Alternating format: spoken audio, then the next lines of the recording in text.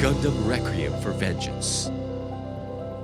10月17日よりネットフリックスにて独占配信中の機動戦士ガンダム復讐のレクイエム。アンリアルエンジン5を駆使して制作されたこ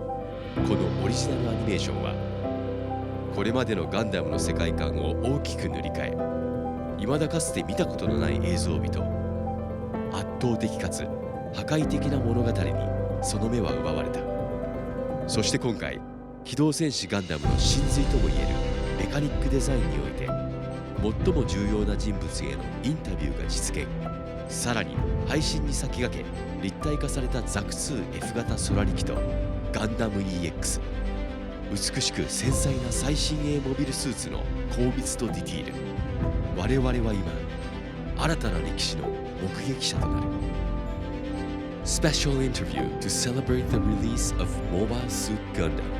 Requiem for Vengeance starring Kimitoshi Yamane。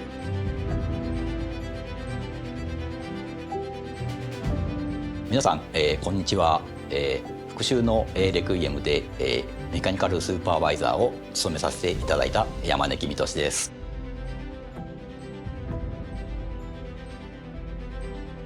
最初企画書をいただいた時にそれを読み、そしてシナリオも読んだのですけれど、かなりホラーテイストな部分もやはりやっぱり怖い悪魔のようなガンダムがその森の中から襲ってくるというそのホラー映画テイストな部分、そういう部分がシナリオに多く含まれていて、なんかその部分をちょっと反映したデザインにちょっとしてみたいなっていう部分がありましたね。CG を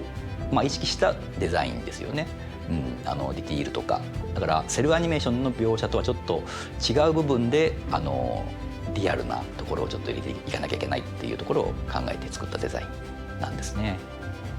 いわゆるアニメーションにおけるメカニックデザインっていうものは、自分デザイナーが、まず線画で完全な設定を起こし、でそれをアニメーターが、作画いわゆる動画にするっていう作業の流れになりますが、CG 作品であると完成形は CG のモデルになるわけですよね。なのでこちらの作業としてはあくまでガンダムやザクのイメージをまず、この作品に相応しいディティールに作り上げるっていうことが一番大事な仕事だったと思います。デザインを起こしてまずセーフハウスさんで CG のモデルを作る。でそれのフィードバックをこちらに返していただいて、その形状をチェックしていくっていう作業もスーパーバイザーっていう形の仕事の一部分でもありますね。はい、CG で、作られたモビルスーツの、動きや重量感、これがとても、素晴らしいですよね。セーフハウスの、そのガンダムの、モデルを、監修していただいた、鈴木拓也さんという方がいらっしゃいますけれど、彼のモデリングセンスがとても素晴らしくって、モビルスーツに映り込む光やね影、そういう部分の流れまでを考慮した表面の形状になっているんですね。ガンダムやザクも、やっぱりそれらがこう動いて、どのような質感になっているか、またその迫力がねとても特に夜間戦の迫力っていうのがとても出ているなという部分があって、とてもガンダムの光り方とか不気味でとても怖いんですよね。そういう部分やっぱり CG ならではの、その質感の部分とか見ていただけるとね、かっこ面白いんじゃないかなとか思いますね。CG に、置き換えるっていうことはよりリアルな、映像になるわけで、可動部分なども、アニメや模型のままでは少し不自然な動きになってしまうっていうね部分も、出てくる。その部分で可動部分のそのリアルさですよね。例えば大きく、変わったのが、このスカートと言われるねこの部分なんですけれど、ここが模型などだとかなり大きく開いたりするのですけれど、それがそのリアルなその映像になった時にこの部分の質量だけでもかなりの大きくて重いもの、それがバタバタひらひら動くっていうことはちょっと不自然になるかなという感じもあったので、それを少し小さくしてみるだとか、あとはガンダムもそうなんですけど関節部分をより複雑にして動いた時の自然さをね出せるように、そういう部分を気をつけて、書ききましたね。例えばザクの動力パイプなども CG ではとても動かしにくいものなんだそうです。普通にこれまでのザクのように何かふくらはぎと太ももをつなぐっていう形ではなくて、膝の関節でつないでおく。そうするとCG 的に楽に動かすことができるっていうね、そういう理由とかもあるんです。悪魔のようなガンダム、まさに死神のイメージで、例えばその骸骨のイメージであるとか巨人のイメージであるとか、何かそういうものをガンダムのね白い部分、この足の部分がありますけれど、この部分がちょっと骨に見えるとか、そういう部分をねちょっとデザイン的に強調してみたり、ちょっとあばら骨の間からちょっとね内臓が見えているとか、そういうカラーリングにしてみたりとか、ちょっとこの恐怖感を煽るようなデザインにしたことは事実なんですよね。あとは僕がやっぱり最初にファーストガンダムを見た時にガンダムってすごく人間的なロボットだなって思ったんですよ。なので今回はよりその人間的なフォルムになるように、例えばこの足の先にですね親指のモールドをつけてみたり、これは実際その人間が歩いたりする時にバランスを取ったりする時に親指ってすごく重要な役目を果たしますけれど、そういう部分がアニメーションでは省略されていたけれど、実は本物だったらこういうものがついていたんじゃないか、そういうことを想像しながらデザインを、していったんですよね。だからそういう部分が各部に各所に反映されていて、先ほどのザクと同じように例えばちょっと腰のアーマーなどはちょっと小さめにしてちょっと、軽く動くように、あまり大きなものがバタバタすると動画的にも作りづらいみたいなところもやっぱりあったんですよ。そういう CG におけるその都合の部分もすごく反映されたザクとガンダムのデザインなんですよね。ガンダムって割と肩が大きめ、肩のアーマーが大きめでちょっと余計なスペースもあったりして、ちょっと重量的にちょっと不自然な部分もある。そのリアルな兵器として実在する兵器として考えた時に、この装甲は何を守ってるんだろうっていうことがちょっと不自然に見えるところがあったりするので、例えばその部分余ってる部分を例えば分割式にして、このガンダムにはついていないよっていう考え方もねあると思うんですよ。そういう部分で省略してみたっていう部分と、今回怖いガンダムっていうところもあります。この肩アーマーが大きく入り出したりしていると、とてもヒロイックなデザインに見えてしまうっていうところがどうしてもあって、今回の重たいテーマの戦争映画のようなこのガンダムにおいては、もう少しちょっと怖い、そういうところでテレビのアニメーションのガンダムとはちょっと変えてみたっていう、そういうちょっと遠慮している部分ですよね。何かね、カメラが3つついていて表情がちょっと変わっていくというのは、そういうことを意図した演出で、それはとてもうまく生かされてますよね。ガンダムが、ソラリと対峙した時だけ何かちょっと表情が変わるという演出がたくさん出てきますけれど、そういう部分、とてもうまく使われて、とても嬉しかったですよね。ガンダムもそうなんですけれど、ジムの頭部は、実はバイザーの部分が回転して表情をつけられるようになってるんですよね。実はこれまぶたの代わりなんです。やはりロボットとはいえ、やはりパイロットの心情を演出として表現するときに、やはり何か目の動きとかそういうものはすごく大切な部分というか、なので目の表情はとても大事なんですよ。回転する、お芝居というのは本当に1カットだけではあるんですけれど、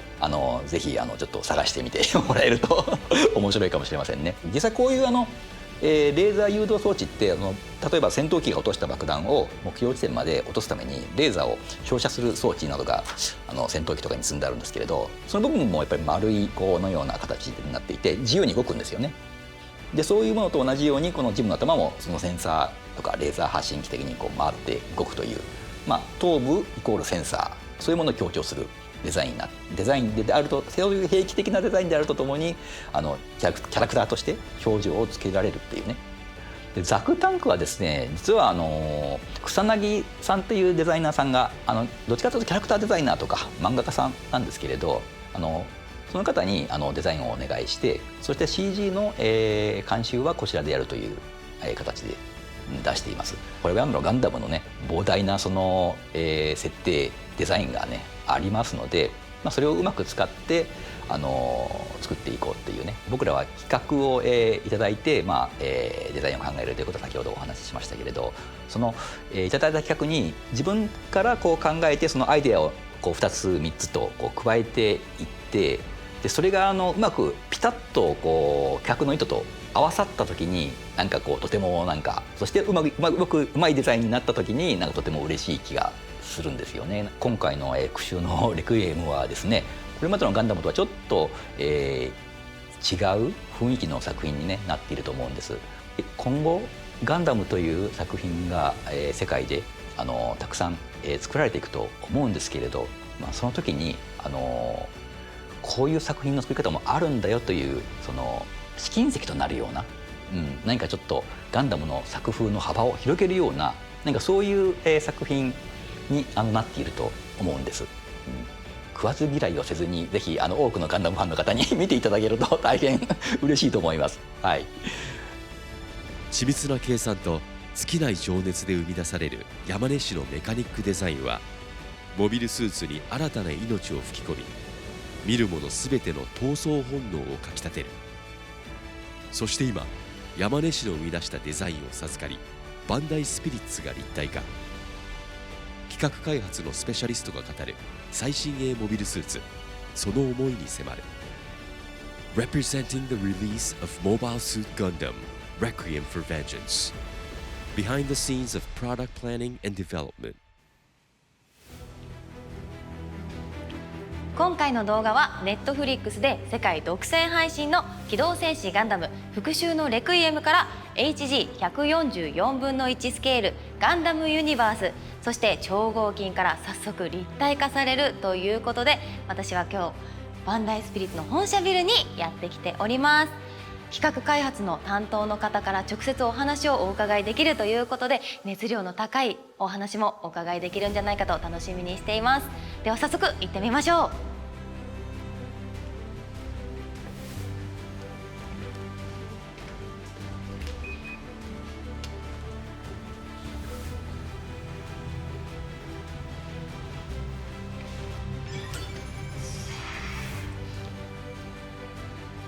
いらっしゃいました。企画担当の福田さんですか？はい、復讐のレクイエムのプラモデルの商品担当してます福田と申します。よろしくお願いします。早速 HG ザク2 F 型ソラリキ、そして HG ガンダム EX を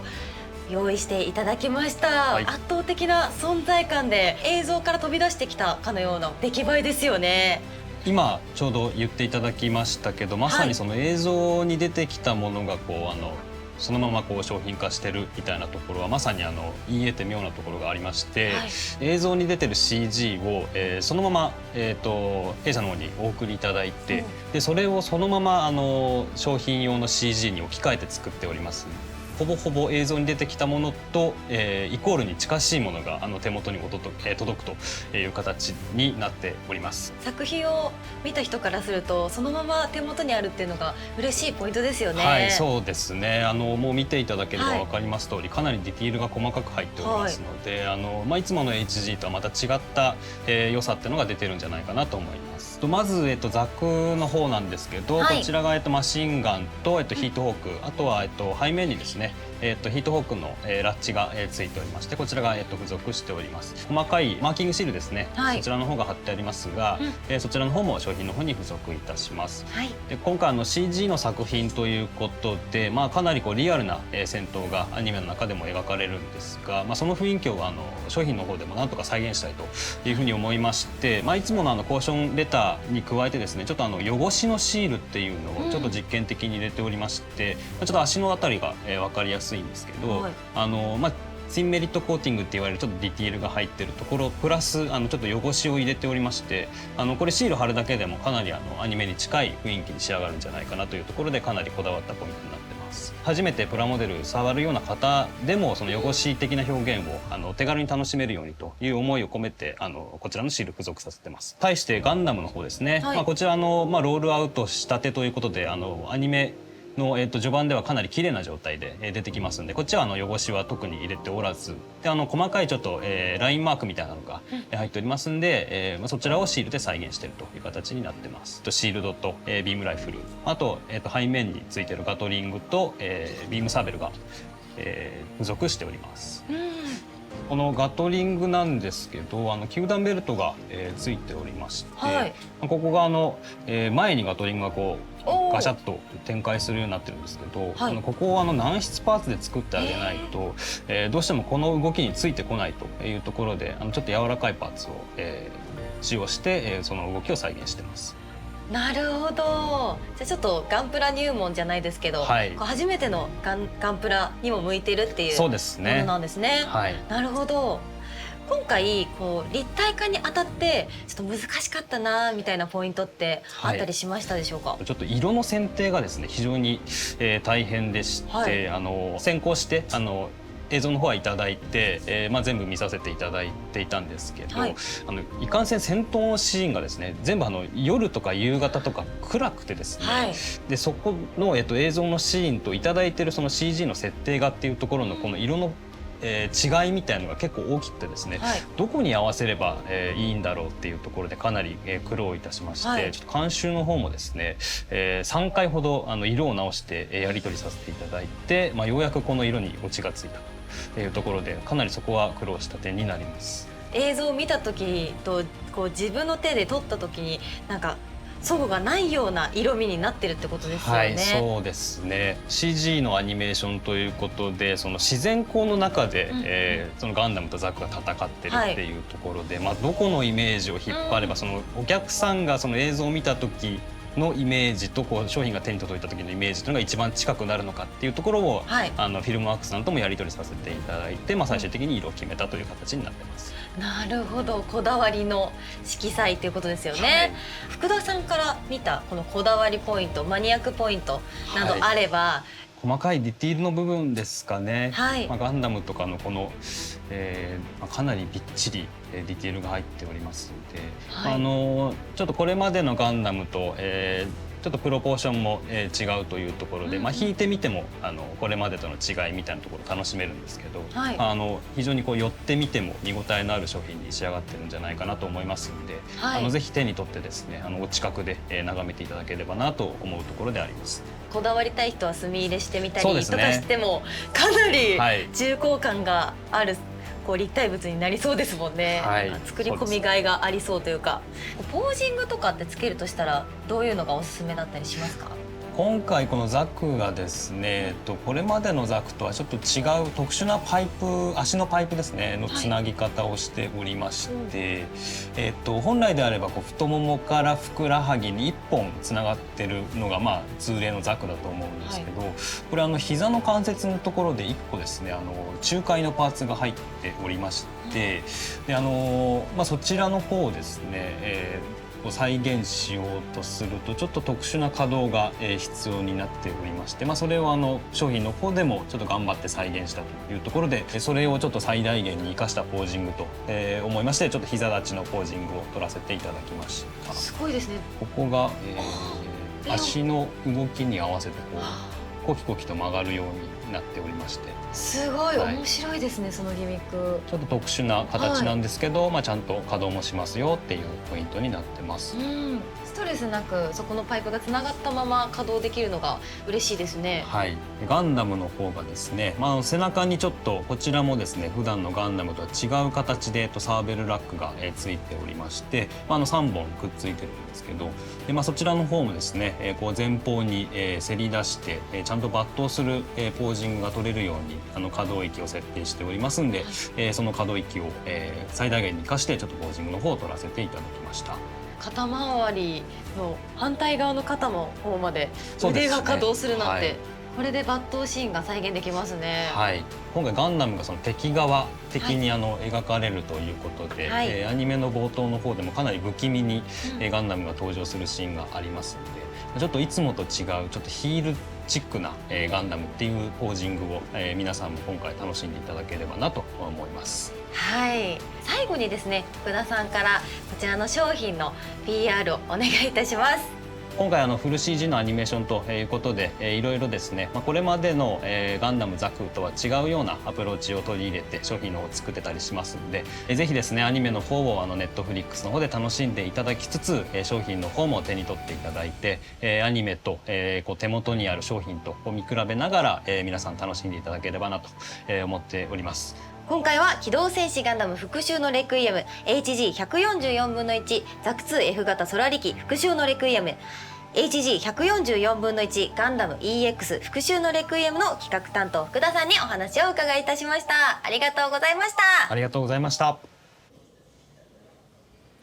皆さん贅沢な時間はまだまだ続きます。世界基準の6インチの完成品ガンダムユニバースと超合金の担当者が今来てくださっております。早速行ってみましょう。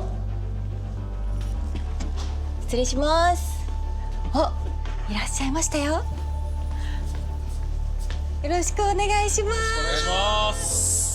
自己紹介をお願いします。はい、私が、ガンダムユニバースの企画担当をさせていただいております宮部と申します。本日はよろしくお願いします。お願いしまお願いす。します。続きまして私が、超合金の企画担当をしております寺島と申します。よろしくお願いいたします。よろしくお願いします。早速目の前に商品並んでると思うんですが、それぞれどんな商品なのか教えていただきたいです。まずこちらに商品がですねガンダムユニバースというブランドの商品なんですけれども、こちらがですね世界標準の6インチサイズのアクションフィギュアとなってまして、すごくガシガシ遊べるような、力強い造形だったりとかマッシブなアレンジラインとか特徴なブランドとなっておりまして、今回はそんなガンダムユニバースから、2アイテムガンダム EX それから無識別型ザク2の空力っていうのを商品化いたします。ガシガシ遊びやすいとガンガン遊んでも壊れにくいよというのが特徴なんですけれども、その壊れにくいっていう商品にもかかわらず今回やっぱ劇中シーンをこう再現するということでかなり見ていただくと分かる細かいディティールがたくさん入ってるんですね。造形も楽しめてさらにアクションフィギュアということで、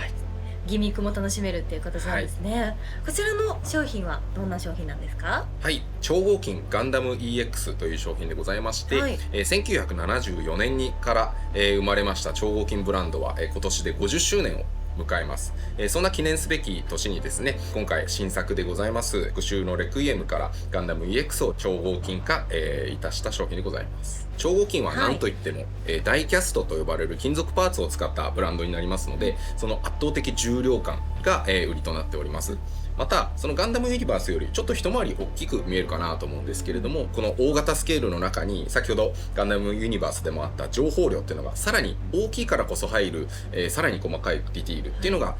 加わっているものになっておりますので、そういった重量感そして情報量っていうのを楽しんでいただけたらなというふうに思っています。マーキングも、各所に、入れさせていただいておりまして、もともと山根さんの、デザインされた、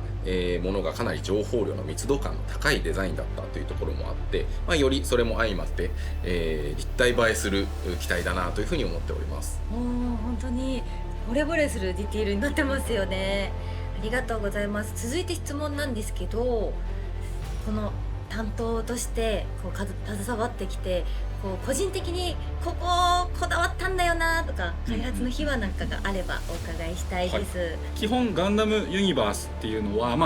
結構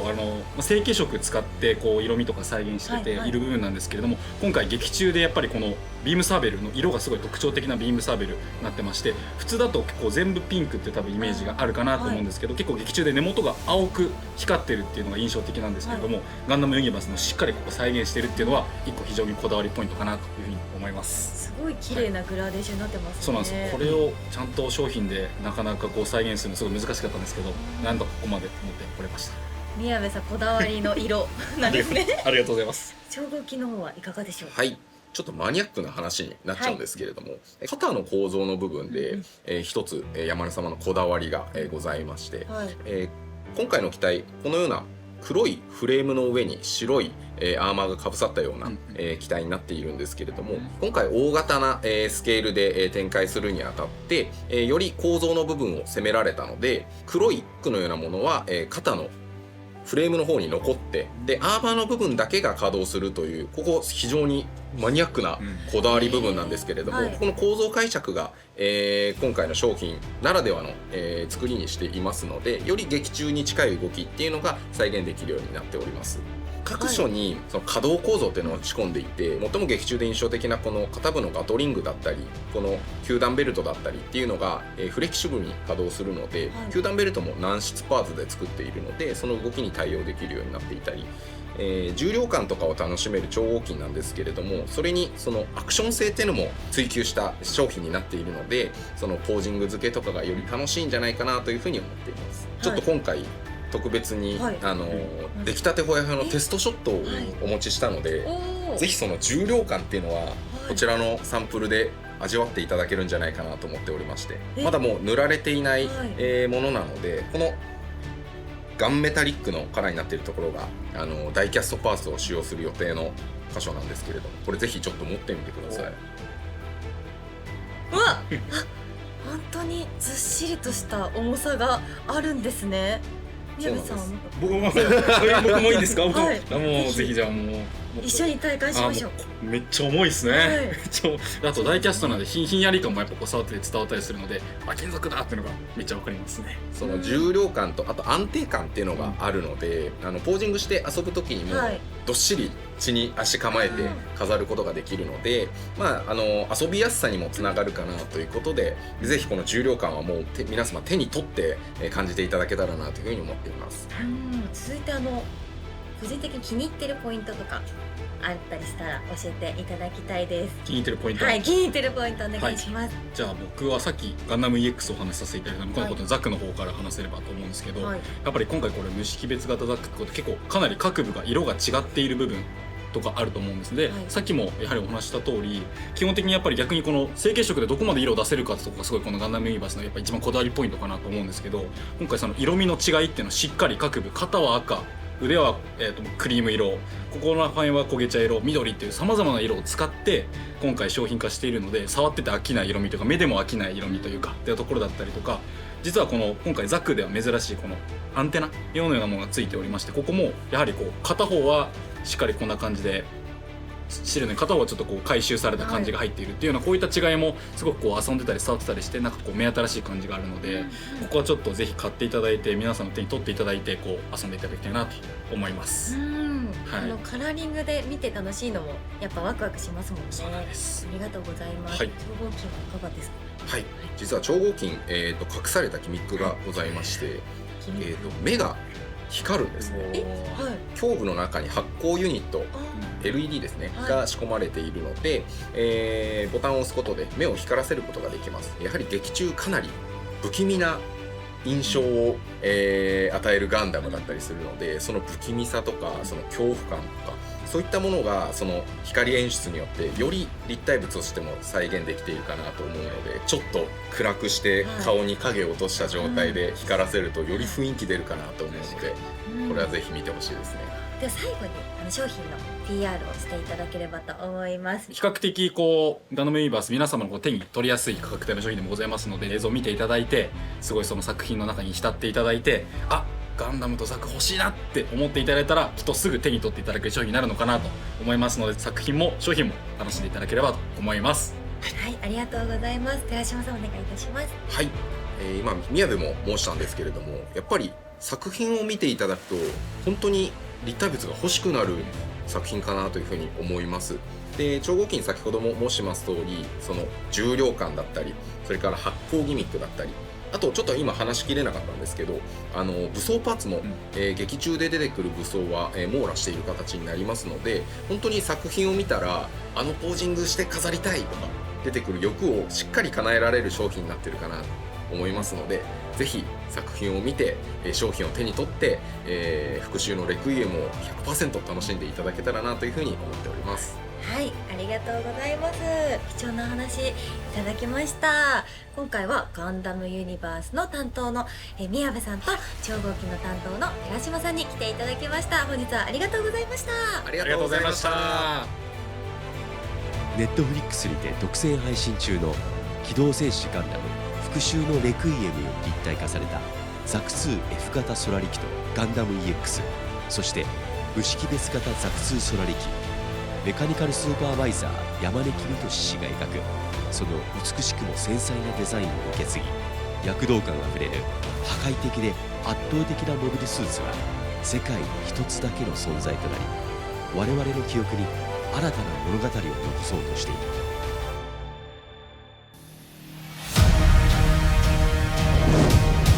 What the hell is that? Federation's new mogul suit. This could turn the tide of the war.